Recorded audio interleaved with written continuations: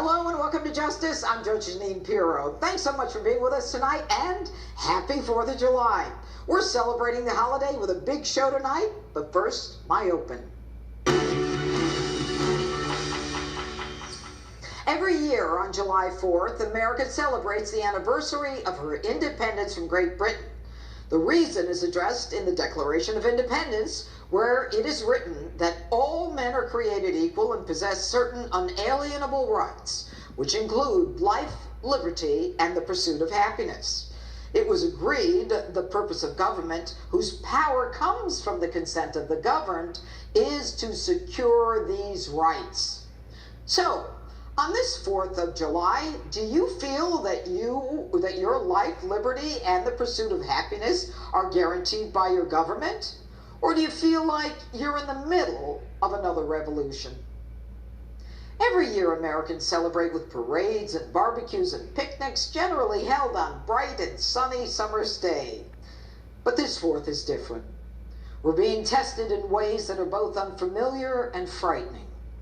Dark clouds of hate and anger surround us as Black Lives Matter, Antifa, anarchists who hate America, and leftists, not the government and not us, decide what we should think, what we should say, what we should believe, and what is right and wrong.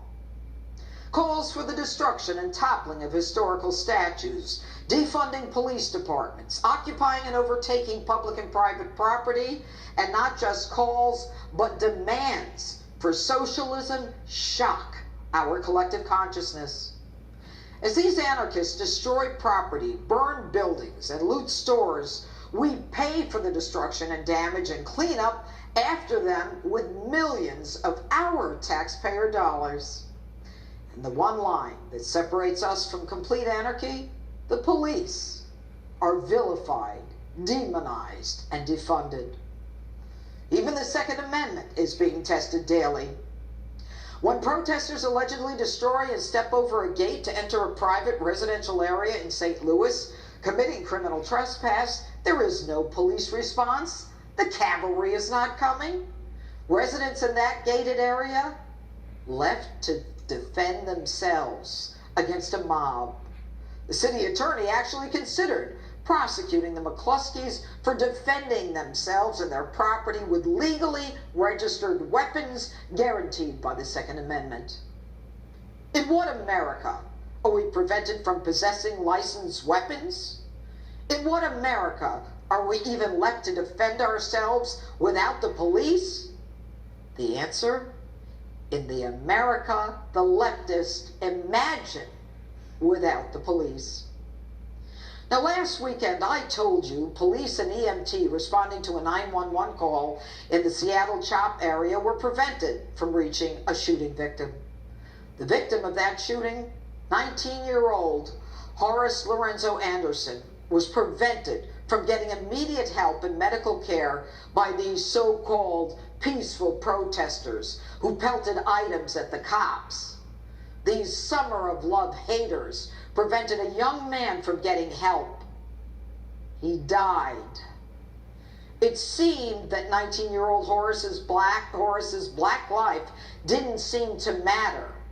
Take a listen to his devastated father. Good evening. This is a Fox News Alert. I'm Jackie Ibanez in New York. Independence Day celebrations are winding down at the White House. President Trump and First Lady Melania are just now coming out on a balcony to view the evening fireworks. Let's take a look. Ladies and gentlemen, the President's own United States Marine Band will now perform a 4th of July tradition, the 1812 Overture.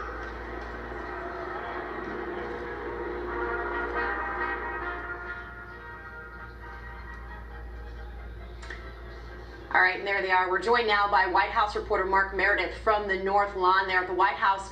Mark, we've been watching the Salute to America, and now the fireworks has been just a beautiful tribute there.